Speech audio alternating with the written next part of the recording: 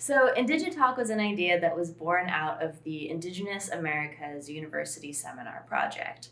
And the seminar project was actually born out of the Native American and Indigenous Studies Faculty Working Group.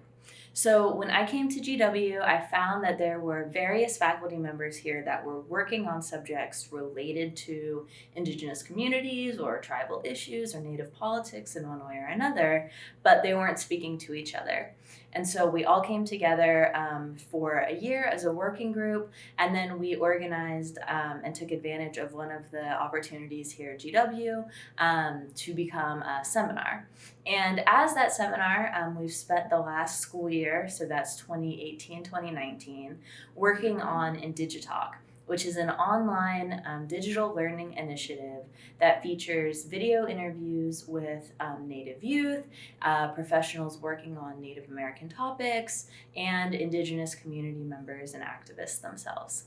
IndigeTalk's important because we want to create a platform where people can share the stories they're already telling, the issues they're already working on. We don't see ourselves as giving a voice to people. We believe that people already have that voice. But IndigeTalk is another platform to continue to raise awareness about these critical issues, about new research that's coming out, new findings, and also as a way for people to just learn about what's going on in Indian country today. And that includes people who are scholars, who are researchers, but also we envision it as potentially a classroom tool, and just your average member of the general public that is curious about what's going on in Indian affairs, I think can use IndigeTalk to learn about those latest issues, findings, publications, and what the youth care about as well.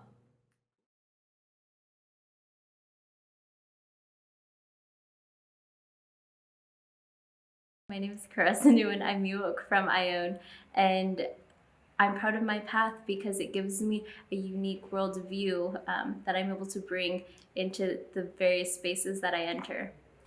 What's special is that I'm able to travel the world and share, find commonalities with all these different cultures because we were all indigenous, and in every culture you'll find those traces of indigeneity that are essential in each culture, because all of our cultures are from the earth. They're from the land that we have a responsibility to, and so I can go anywhere in the world and with connect with people there. At various levels. So I've gone to villages in Vietnam, and I've shared stories with or exchanged stories with activists in Morocco fighting for their homelands. The Amazigh is what the indigenous peoples in Morocco are called, and also Bolivia, Peru, the Quechua Aymara.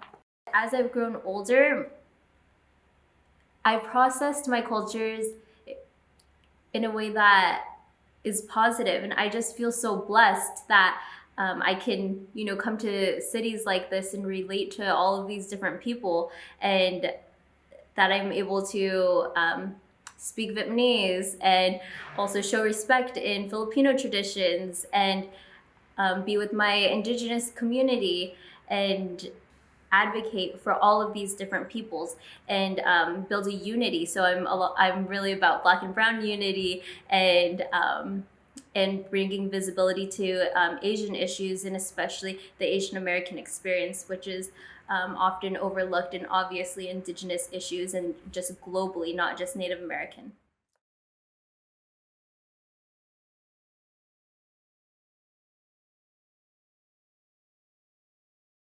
So it's interesting to say that you're proud of something, especially who you are, because for Natives, it's really prevalent in our culture. So for Cheyennes, we have a phrase for that. It's Nahista Nahadama, which means I'm proud to be Cheyenne.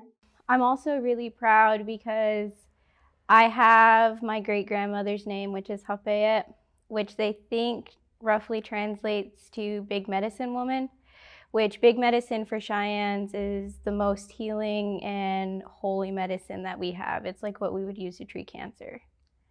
And so I didn't actually know that until recently because names are often handed down and a lot of people share them, but I'm the only person that has my name. So nobody had really known what it meant for a long time because of that.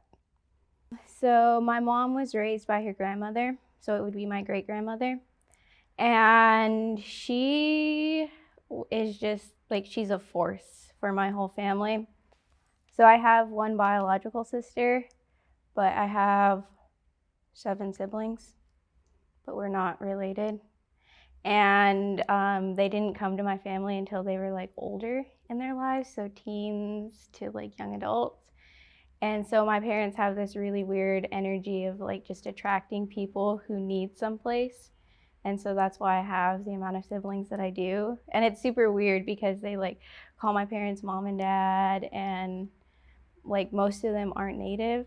So it was like super weird, this like all these non-native kids growing up on the res, and my parents are just like, oh yeah, yeah, we'll teach them how to ride, we'll teach them how to rope, whatever.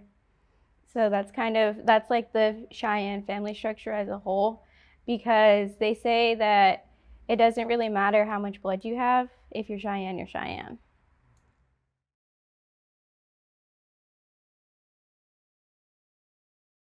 Ko ova o Sharon kia pumehana I kupu uvai bisin. No kahului maui mai au he Hawaii au maua mau. Hi, my name is Sharon kia pumehana I kupu uvai bisin. I'm from the island of Maui in the state of Hawaii, and I am Hawaiian now and forever. I think I'm proud because it shows a legacy. It shows the continuation. It shows that my people were strong enough to get through the tough times. I mean, I know a lot of Indigenous, a lot of other Native youth, their history is the same. But I'm proud to be Hawaiian, I'm proud to be Native, and I'm proud to be here in Washington, D.C., about 6,500 miles from my home.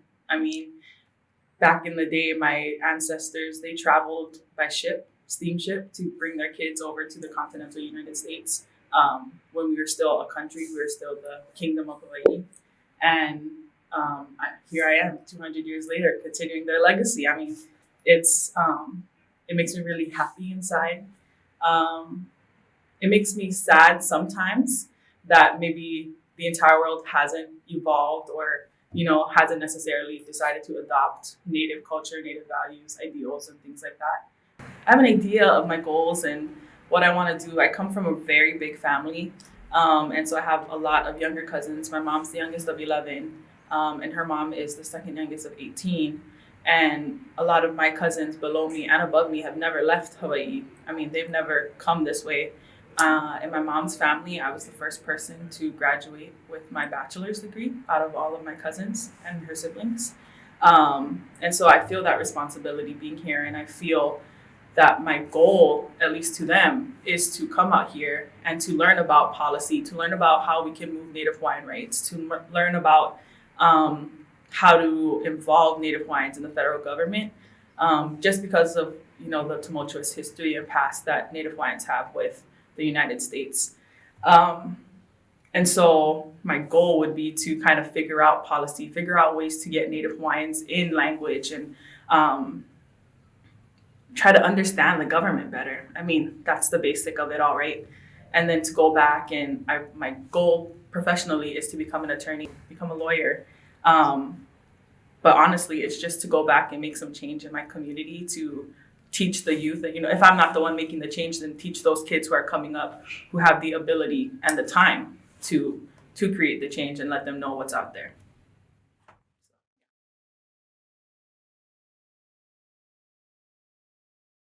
My name is Naomi Miguel. I'm a professional staff for the subcommittee for Indigenous Peoples of the United States in the House Committee on Natural Resources, and I'm professional staff. I'm Thana-O'odham, and I come from the Thana-O'odham Reservation.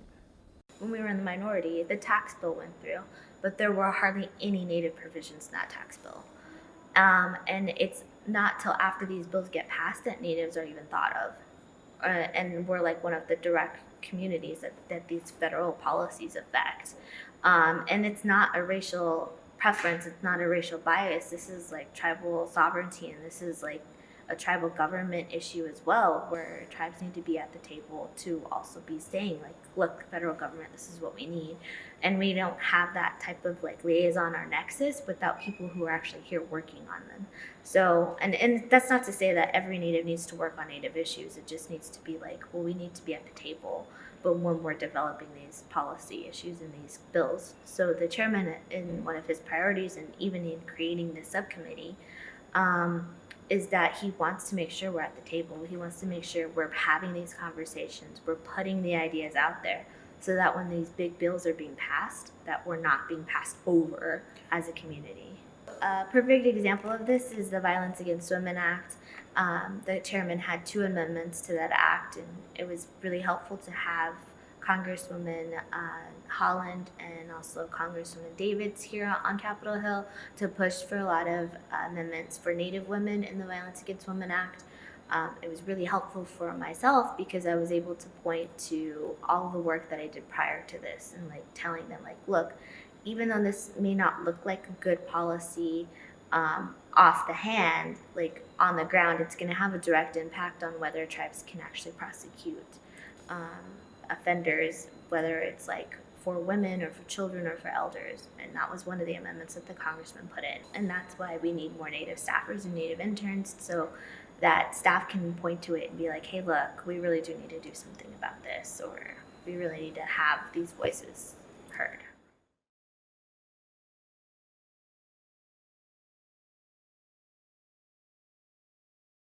My name is Elizabeth Rule. I'm a citizen of the Chickasaw Nation, and I'm the Assistant Director of the AT&T Center for Indigenous Politics and Policy here at the George Washington University. I personally got involved in education to be a scholar activist.